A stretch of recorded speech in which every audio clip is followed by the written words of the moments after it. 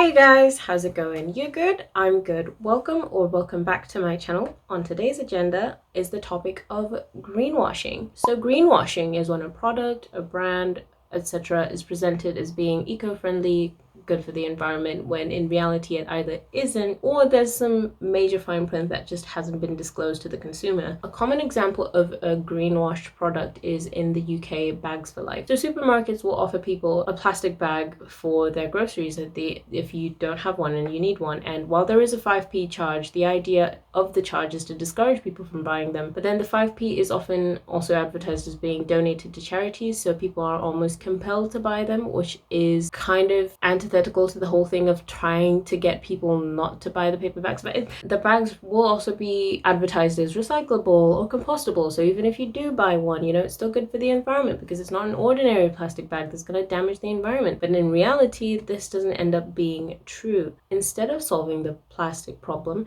these bags are in fact adding to it, as they have simply become another single-use option. They are, however, a worse single-use option than the original, as they're thicker and contain far more plastic by weight. In 2019, supermarkets surveyed sold 41,579 tons more Bags for Life than they did single-use bags. Either way of thinking of it, it's still these big billionaire corporations basically blaming individual daily folk for not doing enough for the planet, right? It's like, oh, how dare you not buy our big bag for life? It's a bag for life. It's saving lives, right? It's saving people, it's saving the turtles. And there you are thinking, maybe I should buy one. The bags are only good if the individual continues to reuse them, or if they're actually properly composting them, which I can probably guarantee not a lot of people will. Again, it's just another case of corporations relying on individuals and putting pressure on individuals to be responsible more than they are, when in reality, they're ignoring other plastic problems, such as the excessive wrapping of vegetables in supermarkets. Why do you need to put a coconut in plastic? Explain that to me. Greenwashing is more commonly discussed regarding fashion, and as this is a fashion commentary channel, it'll be amiss if I don't do so too. I gotta join the trend bandwagon, hence I'm making this video, but no, I really actually wanted to make this video, don't. I'm not trendy. So many fashion houses like H&M, Primark, and recently ASOS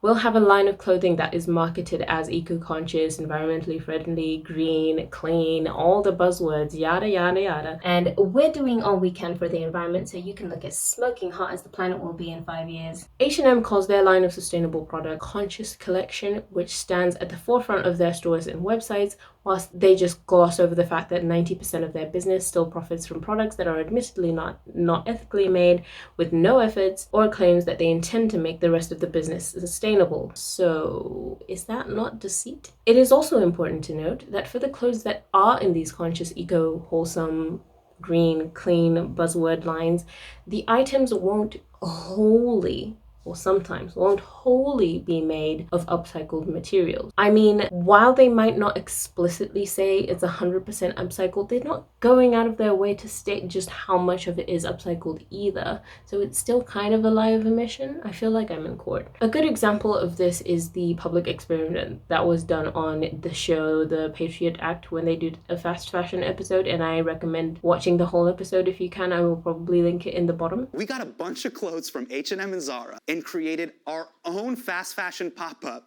to help shoppers see what's really going down. This is H-M, my 100% legal fast fashion pop-up store curating clothes from H&M and Zara's green collections. All of these clothes, the claim is it's made with ecologically grown cotton. What does that even mean? It's not even a term.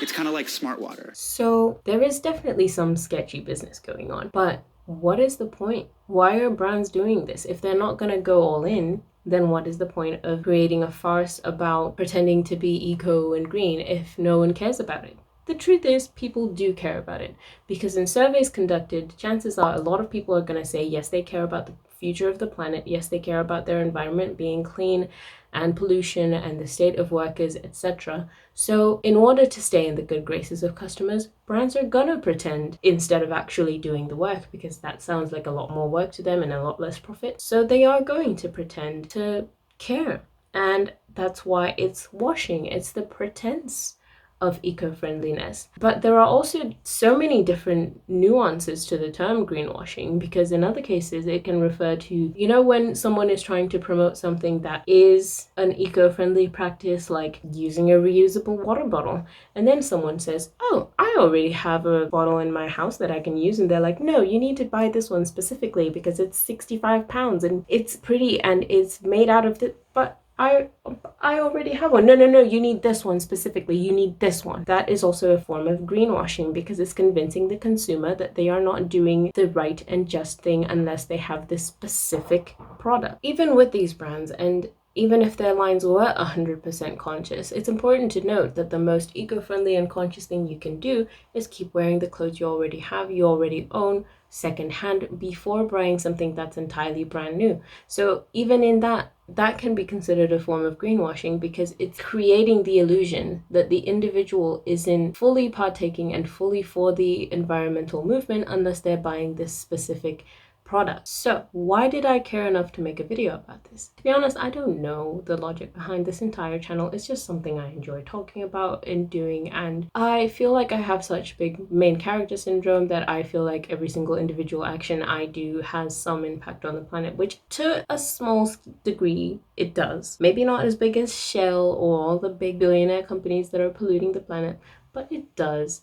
And when I learn something new, I want to sort of pass on and also discuss with other people, and I feel like the best way to find those sorts of other people is through the internet. But unfortunately, on the internet are also billionaire apologists who, if this video reaches enough people, will likely be attacking me in the comments or on Twitter, which I do look forward to. For individual purposes, it's important to make sure that you can see when these things are happening, when you are being fed an illusion or a lie through a product. Like, if you want to do something and embark on a journey, whether it be to be more environmentally conscious or anything else, it's important to be able to realize when advertising and brand manipulation is coming into play in your opinions and how you feel about yourself and how you feel about the products that they are selling, because marketing is part of so much of our lives now that it's sometimes very difficult to distinguish. And I feel like it is important to take a step back and realize, even with, for example, the clothing example, like, do I really need this crop top made from recycled plastic, or am I fine, or can I make one from my own, or am